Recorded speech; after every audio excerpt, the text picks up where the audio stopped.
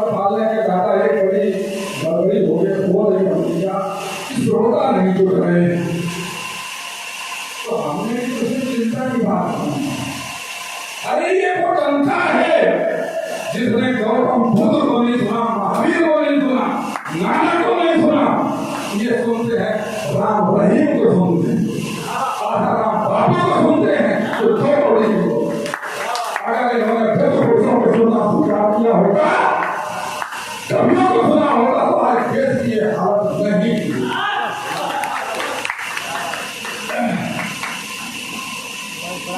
अब दूसरे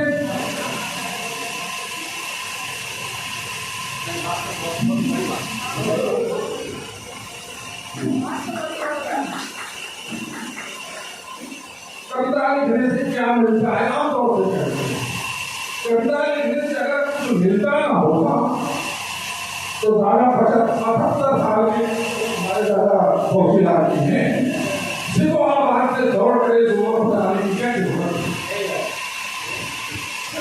संगीता पाल जी हैं, कच्छ गुजरात से इनको आने की क्या जरूरत है? डॉक्टर सुशीला पाल जी हैं, परिवार से यहाँ आने की क्या जरूरत है? रूपेश धनकर जी हैं, मथुरा में हैं, क्या जरूरत है? रवि पाल जी सेना की नौकरी करते हैं, क्या जरूरत है इनको लफड़ों पढ़ने की? आगे कविता कुछ तो देती हो तो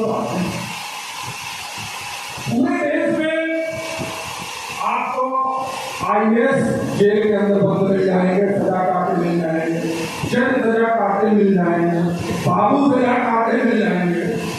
कितने कवि हैं जो देश में सजा काट रहे हैं?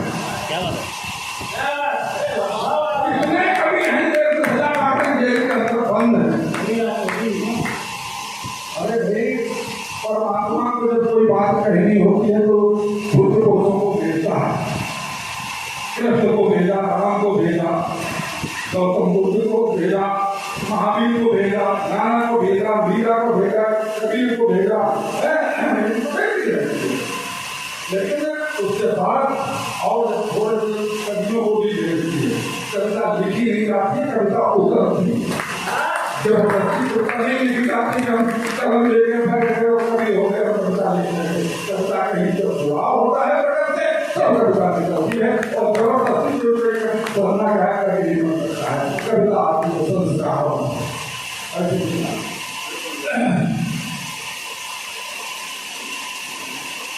और लोग आज कविता सुनना नहीं चाहते। लोग आते हैं क्यों?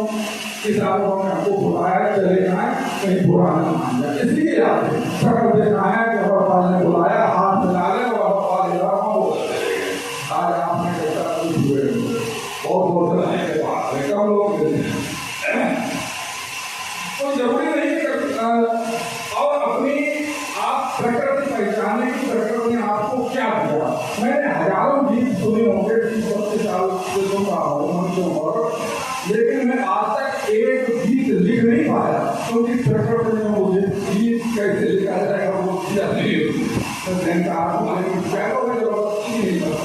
चलिए अब बात करता हूँ कि हमारे देश में कुछ हो न हो, चुनाव अक्सर होते रहते हैं। आम जनता के लिए चुनाव क्या है? सुनिएगा कि चुनाव सिर्फ हमेशा कोई न कोई चुनाव से कभी विधानसभा का, कोई लोकसभा का, कभी विधानसभा का। चुनाव सिर्फ वादे ऊपर, चुनाव सिर्फ वादे ऊपर, इरादे पेट में, जनता चपेट में।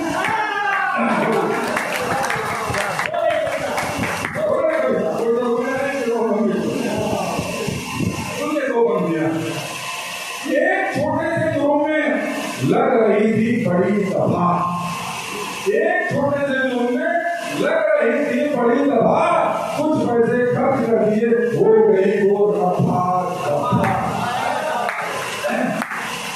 एक छोटे से रूम में लग रही थी बड़ी सभा, कुछ पैसे खर्च कर दिए, हो गई वो रफा दफा।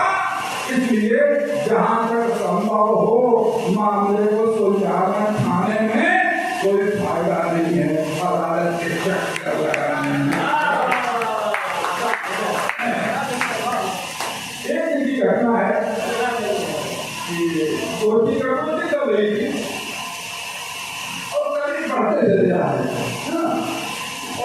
शुरू हो गई कि बढ़ते बढ़ते बढ़ते कहीं जरा उधर खिसक चलो उधर खिसक चलो खिसकते खिसकते नहीं जमीन पे पहुंच गया।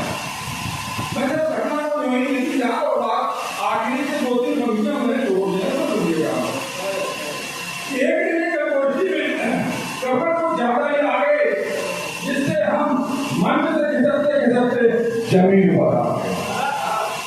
इससे वो भागते हुए संचालक महोदय ने कहा लगता है आप जमीन पर चले गए, कृपया जमीन छोड़ दीजिए और मंच पर भाग कीजिए।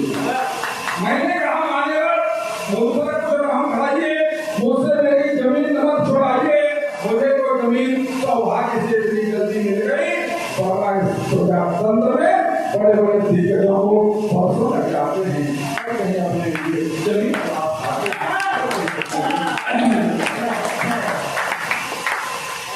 कुछ लोग उसूलों वाले कर्मचारी होते हैं।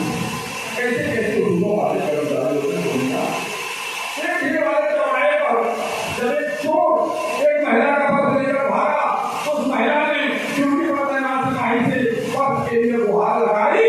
सिपाही पहले सोचा फिर बोला मैं एक निहायत ही उसूलों पर चलने वाला कर्मचारी हूँ, जिसके सुविधा को लेता हूँ उसके गुनाहों